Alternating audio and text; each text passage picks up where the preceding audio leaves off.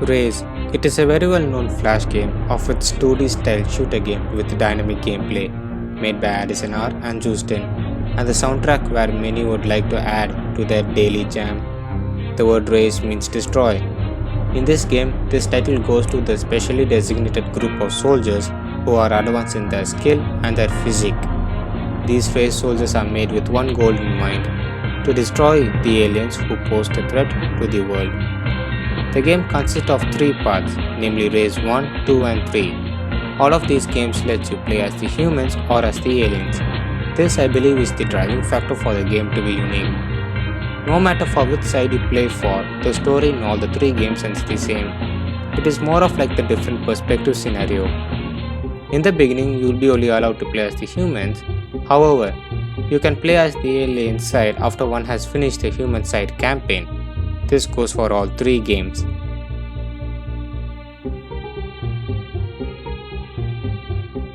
It is pretty simple and common in controls of those compared to any other PC games. WASD or arrow keys to move, S or down arrow key will make your character crouch. Double jump is there and can be done by pressing W or the up arrow key twice. Crouching increases accuracy while jumping decreases accuracy. Left click of the mouse to shoot. F for control for using abilities, which isn't there for Raze 1 only. Q and E or using the number keys, you can cycle through your weapons. Speaking of weapons, Raze 1 has only a defined set of arsenal, whereas for Raze 2 and 3, you can customize your weapon set for yourself from the store using the credits, a currency system which is awarded to you for playing the game. Not only weapons, but one can buy their abilities and perks too. Note that the weapons can be only available in the gameplay, as you only spawn with a pistol slot. The classes of the weapons are self-explanatory. In short, there will be at least one weapon that you'll fall in love in. As for abilities, they have some cooldown which has standardized period only for it to stop when you're dead and until you respawn.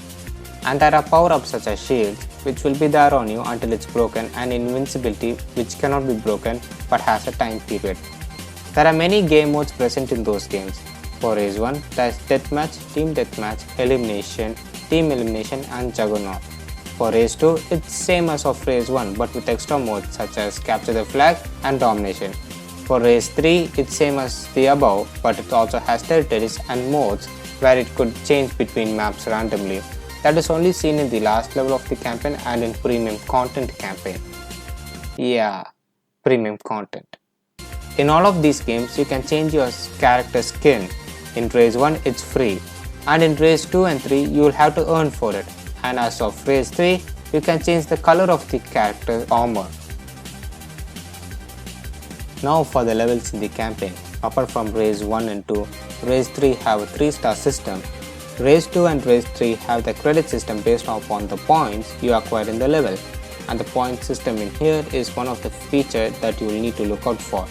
There are different types of degree in points based on the type of kill you make: headshots, direct hit, spray ender, reflection and many more. You can even check out what type of kills you have made from the main menu to achievements. There are also custom games or quick play to make your own game and play. Note that this is not with the campaign. Almost every map in all 3 games are related with the story of its respective games. Raze 1 map have at least one feature that makes the map unique from the rest, such as the map of the power plant has this toxic green substance which decreases your health if present there for a long time. Stranded map has a region of low gravity space which kind of makes you fly but also decreases your health. Base has one area where it's more like a scanner window. All 3 game maps have jump pads which makes you jump at a greater altitude. And the mechanics have very good detailing in them, such as in Raze 2, if you are caught on fire, you can cool it off in the area containing water, which only some maps have. There are achievements in Raze 1, 2 and 3 and Easter eggs in Raze 2 and 3 but not for 1.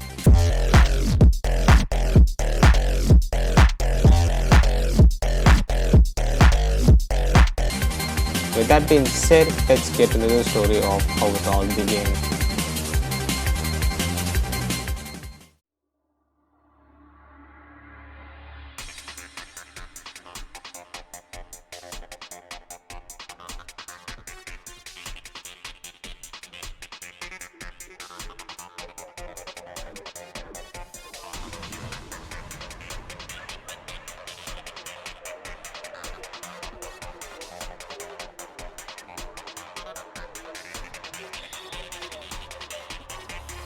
First step, training.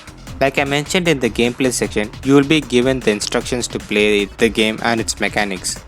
The story takes place in the year 2108. Aliens have invaded Earth and has begun their attack on one of the toxic facilities. As a soldier, you are ordered to protect the site at all costs and finally succeeded the mission. The use of humanoid robots in combat against the aliens have been approved and are produced in mass numbers. Your next mission is to aid Sergeant Johnson, who's amidst the chaos in the city and has also lost his squad. It is known that Sergeant Johnson has crucial information about the enemies. For the next act, the aliens have been experimenting with dead humans and created the undead, zombies. After a fight with the aliens and zombies in the city, it is known that the aliens have been moving mass supplies from their aircraft. Your next mission is to infiltrate the aircraft and steal the supplies with the help of the robots and a fire team equipped with armor to sustain high altitudes. It is seemed that the aliens have been using the zombies and have them under the control of the aliens to increase the numbers. The aliens have started their assault on the transport ships, and your next mission is to eliminate the threat with the help of a squad. But the aliens have also brought in the zombie virus which infected the entire squad except you. Your next objective is to finish the infected crewmates of the spaceship, and your final mission is to defeat the alien commander. By doing so, will cause the alien army to retreat, and your victory did so, but they did not back down. It took about 4 years for the aliens to leave the planet, with the zombie virus still spreading with no cure to be found. So far, the story I have said is directly from the game and is from the human perspective. The alien perspective is very much the same, but you also get to know how they created the zombies. The aliens invaded the human ship to get a technology which the ship had, which is responsible for the zombies. But why did the aliens attack Earth in the first place? With that being said, let's get into Raze 2.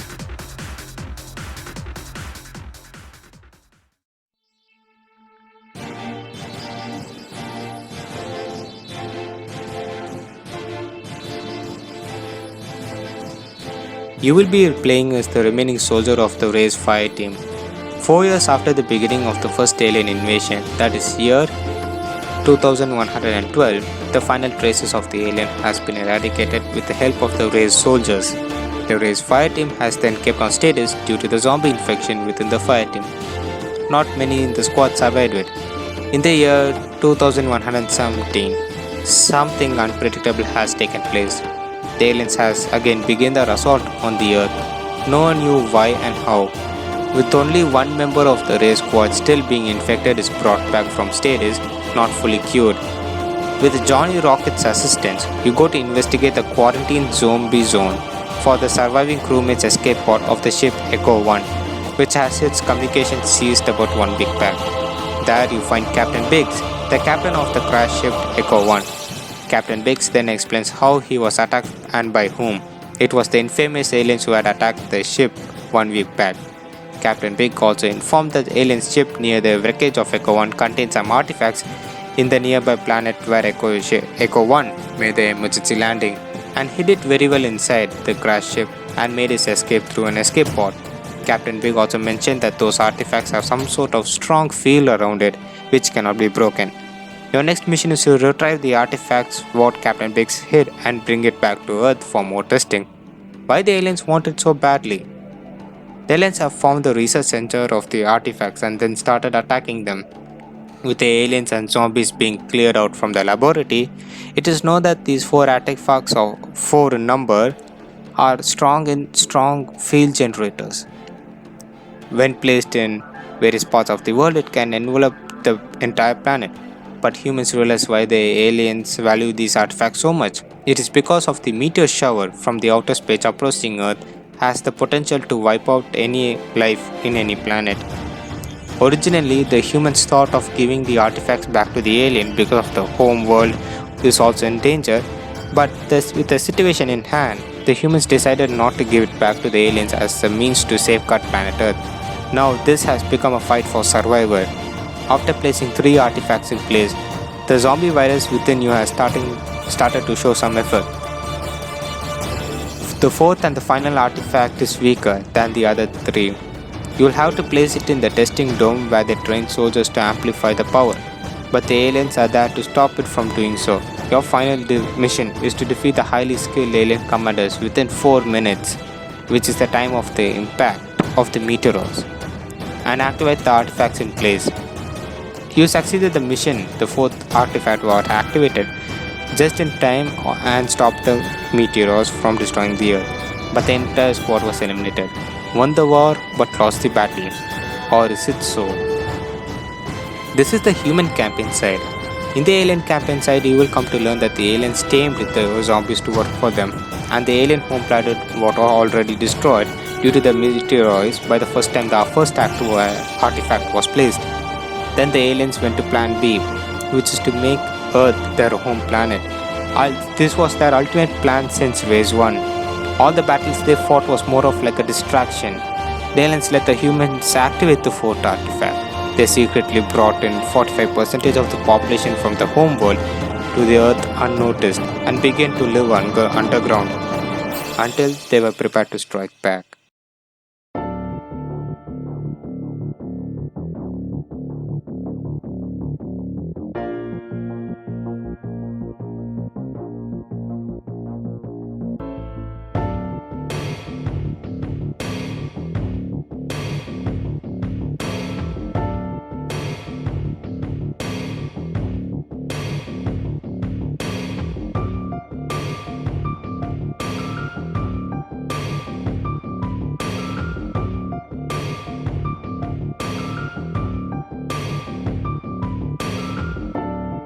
This story takes place in the year 2127, where the aftermath of the alien invasion 10 years ago left the civilization in ashes. Humans have started to live in the sky, while attempts to occupy and fix the grounds are taking place. The military has devised a plan to produce best soldiers at a low cost, integrated with the Raze program. You are a part of a newly founded Raze fire team with Priest, Blaze, and Ghost. Your first mission is to eradicate the remaining zombies which exist on the grounds. But then, your fire team came to know about the existence of an alien which believed to be defeated years ago among the zombies. You and your team decided to follow that alien and find a cave with some sort of evidence that humans lived here by the buildings built in the cave, and then find an entire alien base there. The base ground of the cave collapsed and the team finds an underground temple. By the glyphs written in the temple, it mentions to quote unquote convert all sinners. And the aliens have been worshipping some sort of technology the underground temple has to offer. Priests who deciphered the glyphs also mentioned that these aliens have been underground for about 16 years. The team finally got the evac and decided to take the mission from the temple what the aliens have been worshipping. Damn, first the artifacts and now this. Humans are really good in taking what they want, I guess. On your way out, it seems that the mission is doing some harm to the evac troops, turning them into the zombies. Remember how the aliens managed to invent zombies in Range 1? Yeah, same thing is happening here. When dealing with the zombies, the aliens managed to escape with the mission using an aircraft. Your next goal is to stop them and secure the mission. After a crash landing in and securing the landing zone, the mission, which is now known as the Harvester, is moved to a private lab up in the skies for further testing. But the live specimen in the lab reacted to the Harvester and became more like the undead creatures. This intrigued the scientists, and the crash site of the alien ship where they used to escape with Harvester had also new flora around it, as if the mission is making some kind of new life. Harvesting new life. But then, the aliens have found the Harvester and your fire team failed in stopping them. Your next mission is to stop the Harvester from activating, which its location is to be known at the underground temple, found in one of your missions. And your fire team successfully damaged the Harvester, but the internal components of the Harvester with direct contact with one of the aliens made the alien more like the perfect life form with the ability to change times. Yeah, Jojo villain here, boys. The alien decided to reverse the time and undo the acts of humans that completely destroy the plans. As the final fight, you'll have to take down the alien with time-bending abilities. The alien leader mentions about the prophecy where the aliens will take over the world and finally the alien leader was laid down. Due to their time travel to the past and with the knowledge of what the aliens are planning to do, actions were taken by the military against the harvester and the aliens, which proved them harm to the humans in the future under your guidance, and you continue to be a part of a race program. The aliens were finally defeated, or are they?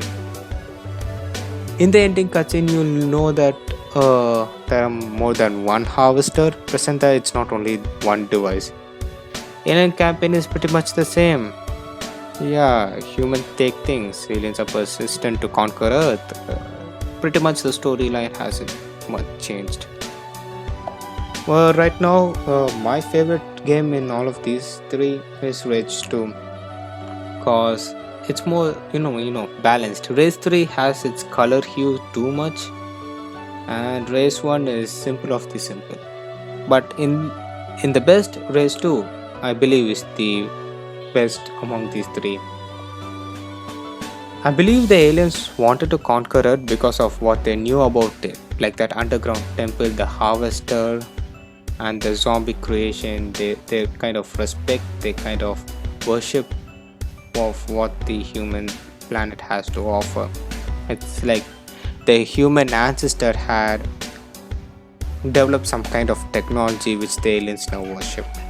That could be the same reason why aliens have started their attack in the first place.